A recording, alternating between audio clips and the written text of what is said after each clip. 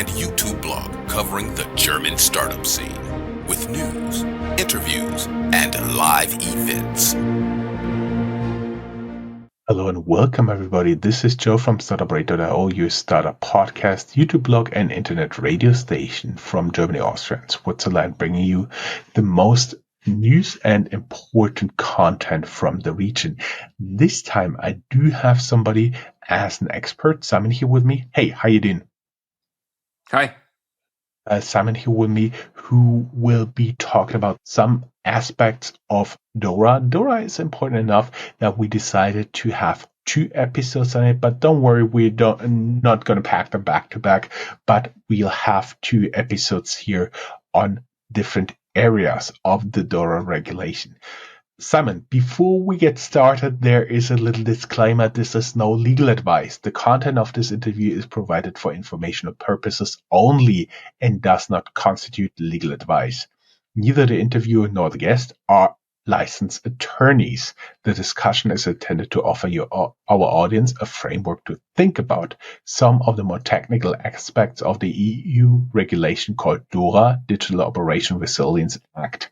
We strongly encourage you to consult with qualified legal and compliance professionals to address your specific requirements and implementations of DORA as they pertain to your organizations. Rely solely on information provided in this discussion could result in non-compliance or other legal and regulatory risk. Always seek professional guidance tailored to your unique circumstances. Now that we have that out of the way, Dora is at the time of recording in force, but as we talked before, the real enforcement, the real audit will only come next year, and the people are really getting started how to handle this, how to comply with the Dora Act. Can you tell us a little bit about you, a little bit about the Dora Act before we get into the subject where you are the subject matter expert? Sure. Then first of all, thanks for having me. So my background, I started my career at Microsoft at a young age. I was 16 at the time. Built my career, worked at Cloudflare for a while, became a product manager there for more client-side related problems. As I grew, I was solution architect first. I was spending a lot of time with customers, and then I made it into my role, but more on the product side of things. Then I worked at Vercel, built their security products for a while, and then small database company, and came back to it. And so I recognized that as we spent a lot of money and time on protecting our infrastructure by buying firewalls to protect the perimeter around our most critical assets, protecting and detecting network flows within our own virtual networks, etc. And that we also monitor our open source dependencies through static registries like Node Package Manager. We have totally forgot about a very big part of the attack surface, and that's what's happening in the browser of the user when they visit your website. So I run a company called Seaside. We do client-side security. So basically making sure that whatever happens in the browser of the user as a result of your dependencies, your marketing tools, but also your own code, is safe and is not going to add to a major compliance risk or potential downtime or issues in the future. So I already see we will be talking about the browser here. Is that what we've been talking about? Well, so I think that the scope for why Dora is relevant in our field is more because Dora talks about third-party services in a more broad concept. And it also talks about actively monitoring things. And so there's a lot of things happening currently in this space. PCI DSS is requiring to monitor client-side dependencies. And you may be wondering why. Well, because there were so many incidents for the last 10 years where credit card skimming originated from the browser, right? So thinking at the British Airways attack in 2018, the Polyfill attack last year, there's a lot of attacks that execute in the browser. And the PCI, so the Payment Card Industry Digital Safety Standards, the organization behind that PCI SSC has recognized that the majority of credit card skimming nowadays happens in the browser of a user. So when we talk about finally financial organizations and institutions being pushed to have a more standardized security process, the client side is really very actively in scope. And even though the Dora Act is very broad, it is still actively saying things like actively monitoring, third-party dependency management, regardless of the attack surface, whether it's server-side or client-side. This is your part of Dora. You need to monitor it. So that's the scope here. We are not a browser company. We don't build a secure browser. We're not a Zscaler or an Island or anything like that. We sell to companies who need to protect their online asset, their website, and prevent it from performing attacks in browsers of users, or things like crypto mining or credit card skimming or logging credential theft or anything like that by any of the tools that they use. Why you're here today is because, of course, it applies to the usual banks, the usual insurance companies, but also the fintechs, all companies that are related to payment and so on and so forth. Therefore, I thought it was very interesting to have you here. And as you said, I've been a consultant on capital markets for more than a decade, and a lot of the cybersecurity, a lot of all the efforts were around the core systems. Barely anybody talked about the website in terms of cybersecurity. Here is something I do believe, because we're also, as you said, most of the theft of private information actually takes place, and so I do believe it's an important piece here in the puzzle. As we said, we'll be a little bit more specific here, but my first question would be compliance readiness. What key steps need companies to take to ensure compliance with DORA, particularly when monitoring dynamic assets like a chatbot, like a capture system, to satisfy the authorities, the auditors, and also, of course, your investors, because if you do have DORA trouble, your investors won't be happy. Yeah, exactly. So, I mean, there's a lot of controls in DORA that overlap with other frameworks people should already be familiar with. So if you're ISO or your SOC 2 or your GDPR or PCI DSS, you're going to probably already have a really significant chunk of it ticked, right? So that's a good thing. I really looked at that DORA Act as an umbrella act that is just revisiting the things we should already be doing. When we talk specifically about third-party dependencies that are dynamic, unfortunately, those have kind of faded into the background. So a lot of these frameworks didn't call those out explicitly. And you can also tell that therefore the majority of security solutions out there that are targeting supply chain security, they don't actively monitor client-side scripts. We, however, do. And we do it in a way that is difficult, but it's the only right way to do it, because this is a unique problem. When you go to a website, you will get a response from a third-party server that is outside of the control of that actual website that you visit. So in the case of a chatbot, let's say you're going to a website and they're using the intercom chatbot. Well, your browser is making a request to the intercom server, right? Well, God forbid intercom gets hacked, right? But there's so many of these chatbot companies out there, some with more like senior security people than others, some with better protections than others. The result is that there could very easily be an attack that target only a small subset of people, and therefore fly below the radar and make it very hard to detect.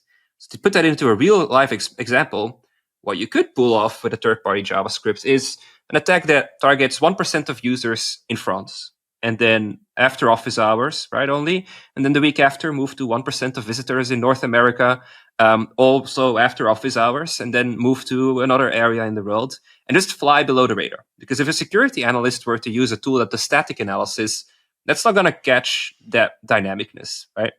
And so the way that Seaside does this, and that's fundamentally different from what we saw in the market, and that's also the reason why we started this as a business, is we actually put ourselves in the middle. So instead of you actually talking directly to these third-party services, we put ourselves in the middle and we offer you complete observability.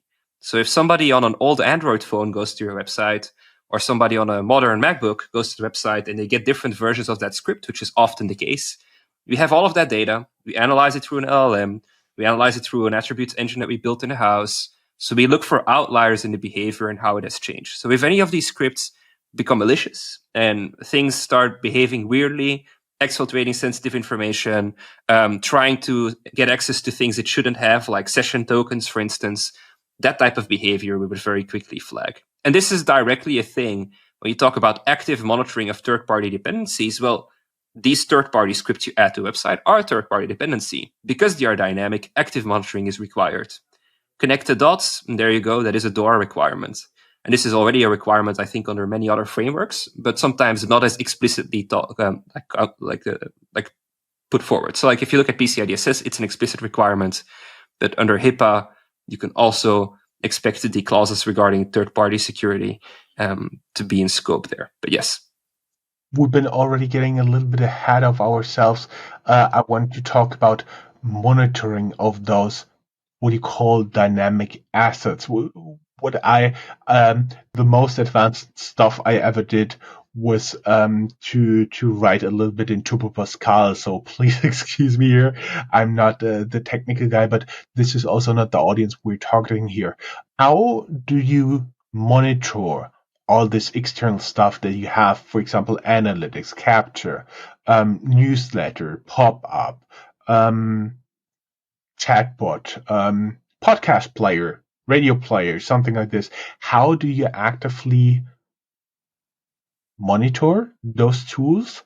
And what should the non-technical founders that are listening to us right now, or how should they think about it in terms of cybersecurity? Because I find it fascinating what you do here, because that's also something that has not popped up in all the discussions that I had around the topic. It was more like the usual cyber attacks, really big things. For example, University Clinic here in Frankfurt was almost digitally shut down due to cyber attack. That's the kind of stuff people are thinking about, not, for example, their website.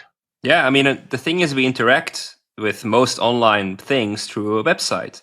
Even if we don't realize it, a lot of mobile apps are actually websites under the hood. Progressive web apps, PWA is a technical term for that, or web views. It's essentially just a way for a developer to be able to build a thing in a language they're confident with, right? Build a website, and it basically becomes a mobile app, right? So more things have become browsers. We already interact with most things through what is basically a browser. And at the same time, we have not protected the browser.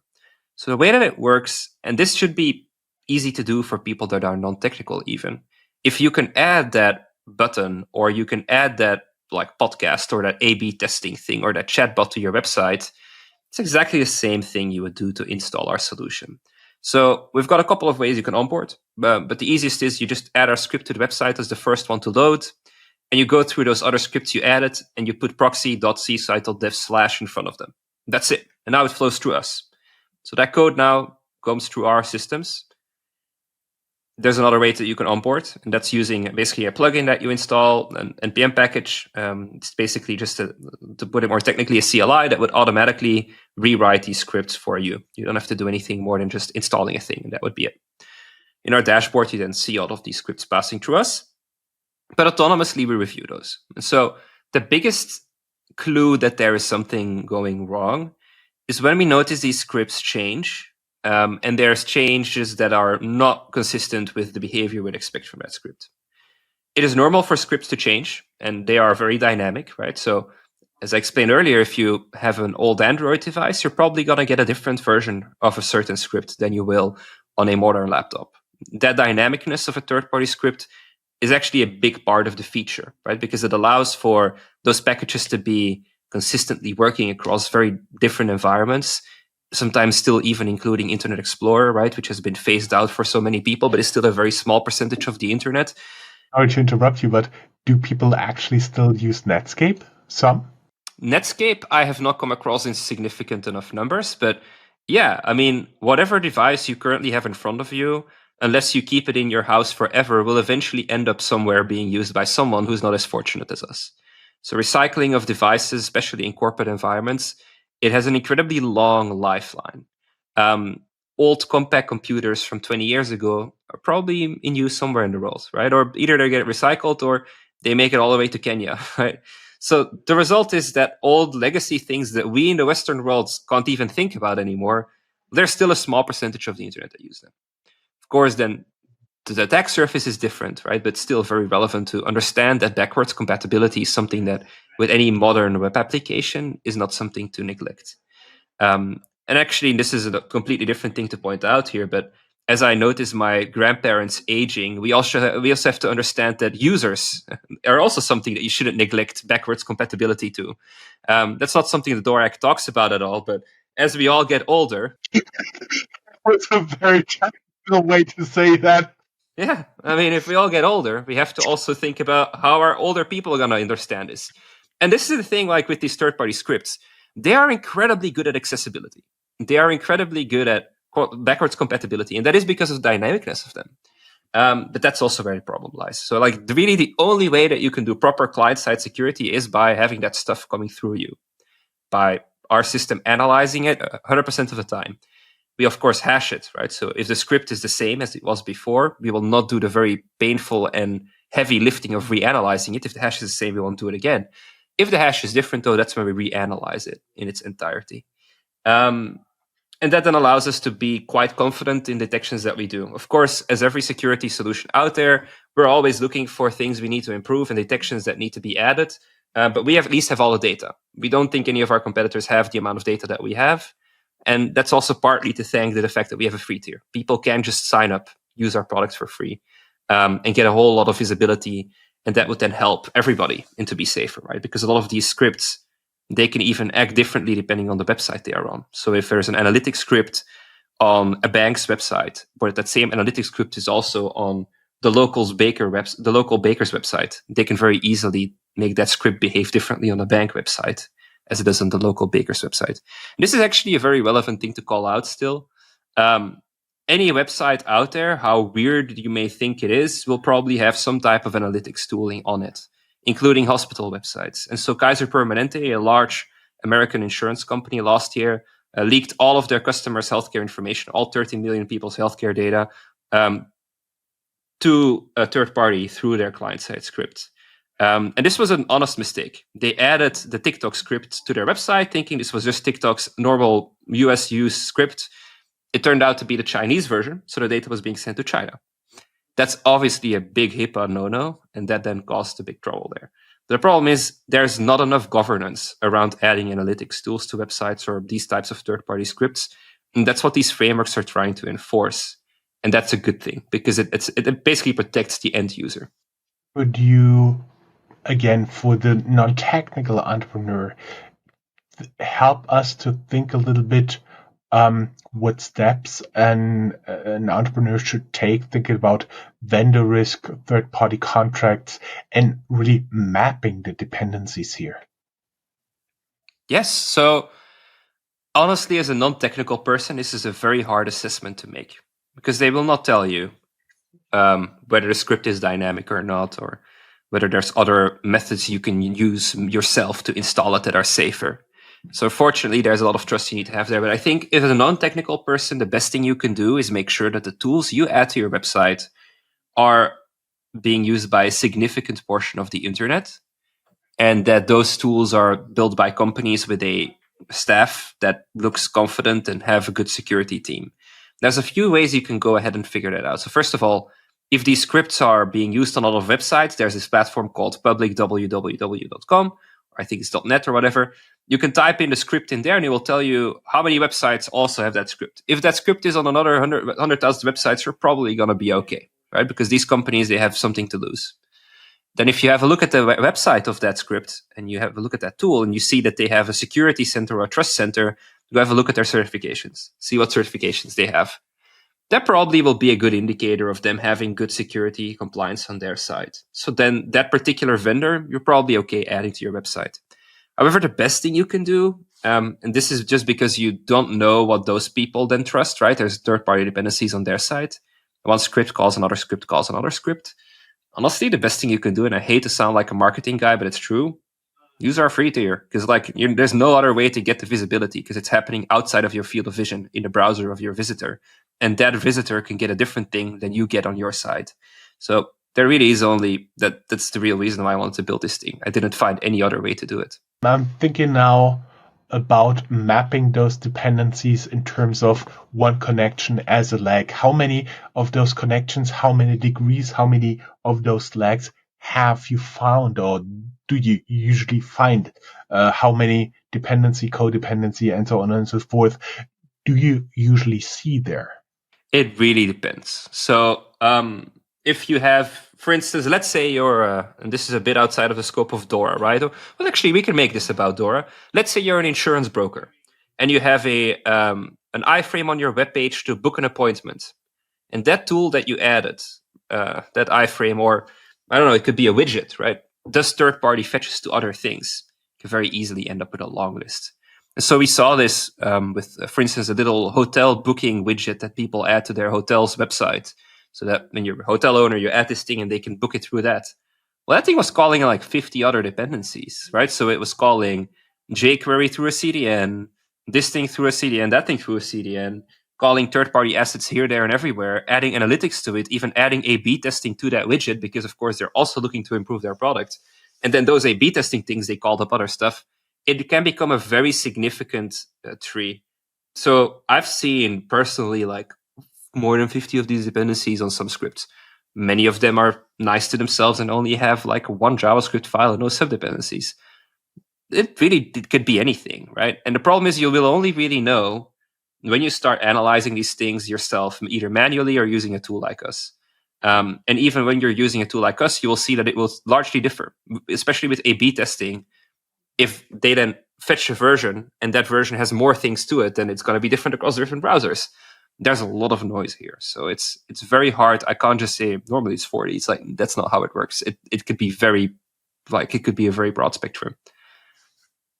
See, we will back with you guys shortly after a little break for our sponsor.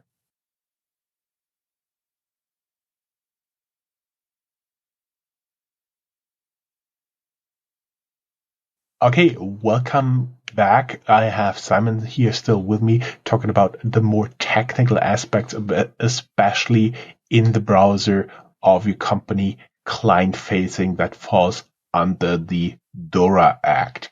When I was thinking about this, what is the average number of third-party dependencies you usually see? Because when you've been talking about a little booking app, a chatbot, a player, and I think I have at least 20 of them on my website, and I don't even want to think about mapping them out. Yeah. So, I mean, the average I have seen from the websites that we crawl and that we have as our customer base is 53. You will find varying numbers about this, but it's very common for a commercial business with all types of pages and projects, etc., on their website to have a very broad scope of these, right? So you've got the analytics tools and a chatbot for support, and the this thing for legal, and that pixel for the engineering, and A/B testing for that, and the marketing team has a podcast widget, and all that stuff, right? Before you know it, you've got 53. And I think that number will not really go down, because it's funny when people tell me, oh, aren't third-party scripts on the way out? Well, no, because there will always be a reason for client-side dynamicness. And that will never be replaced by just an NPM package, because they're still going to fetch it in the browser anyway. And that's another thing. If you install a dependency through something like Node Package Manager, which if you're an engineer, you definitely know, but as a non-technical person, it's just a marketplace of open source stuff you can add to a website. And now all of a sudden you have access to this big library of cool stuff. Well, those can do client-side fetches. That's not really solving anything, because the client-side fetch is still there.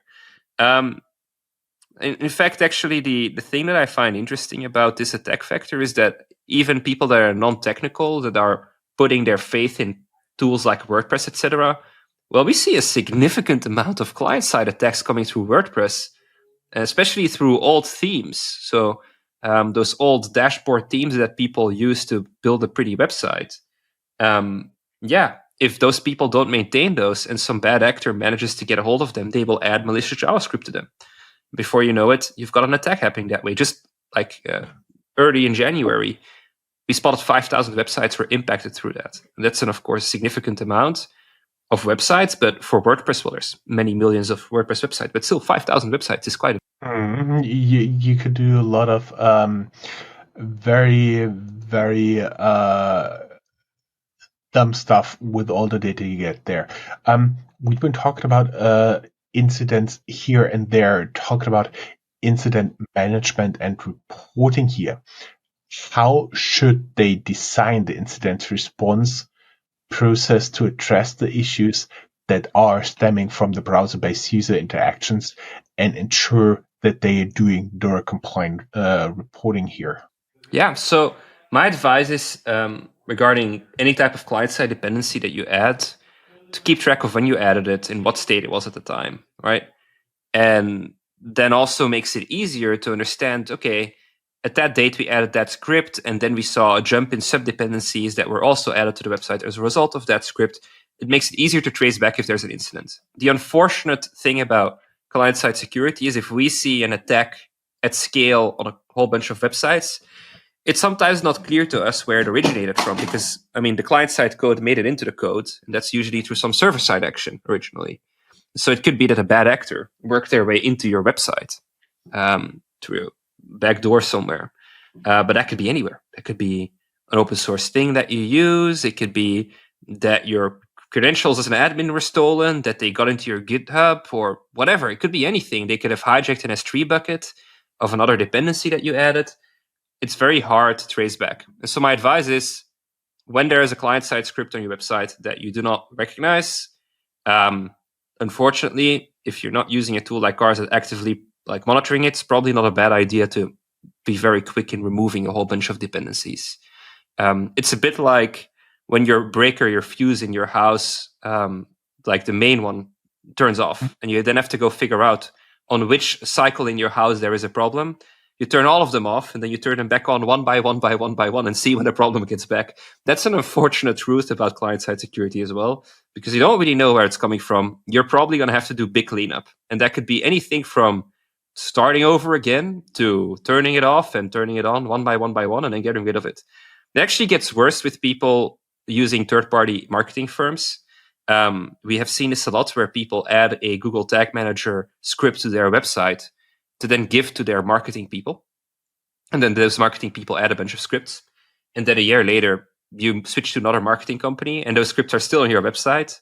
And you don't have control of the Google Tag Manager. So the only thing you can do is remove the entire Google Tag Manager and then see what breaks and then add those back one by one. That's a very sad thing that happens a lot, right? Those types of things that is unfortunately part of the incident response. You have to sometimes just go all the way back to then add it one by one.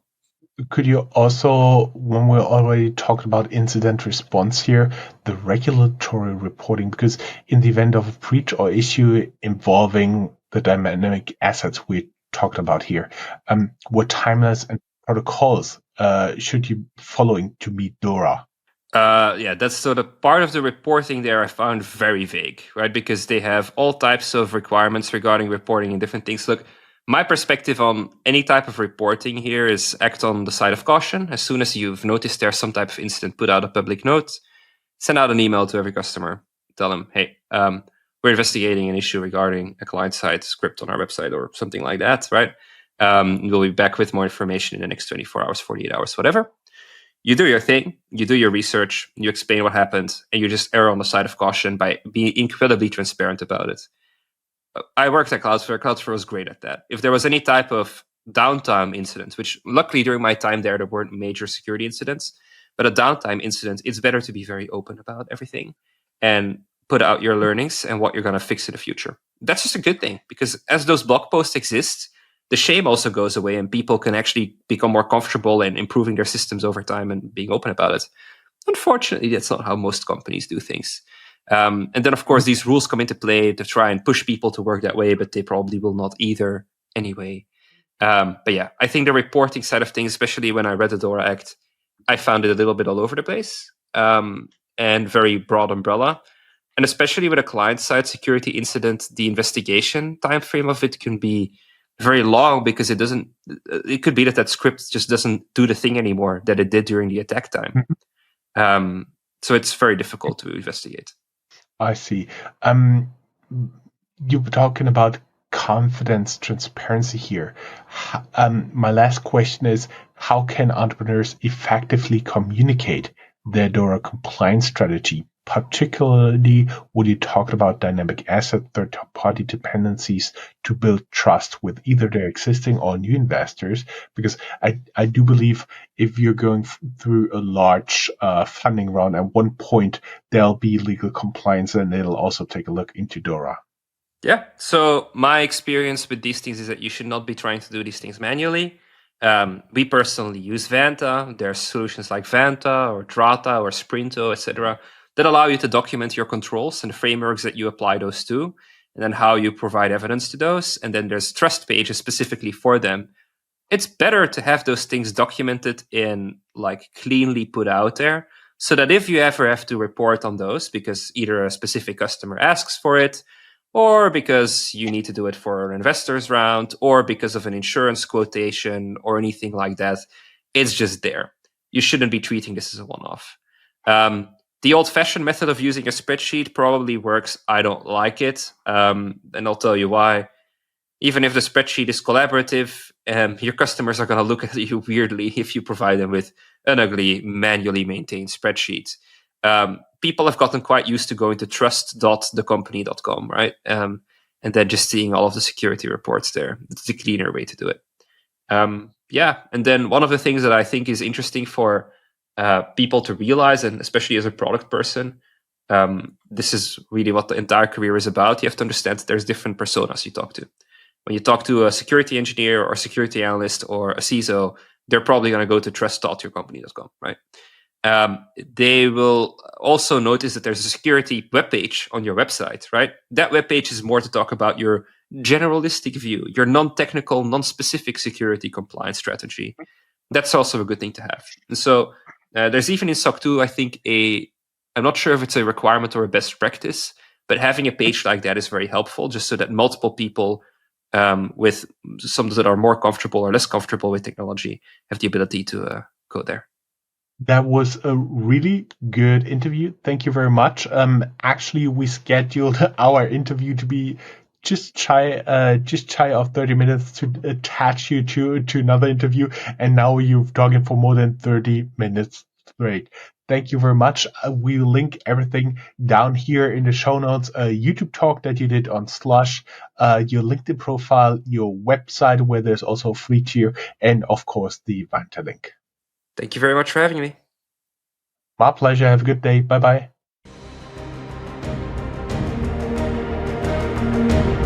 That's all, folks. Find more news, streams, events, and interviews at www.startuprad.io. Remember, sharing is caring.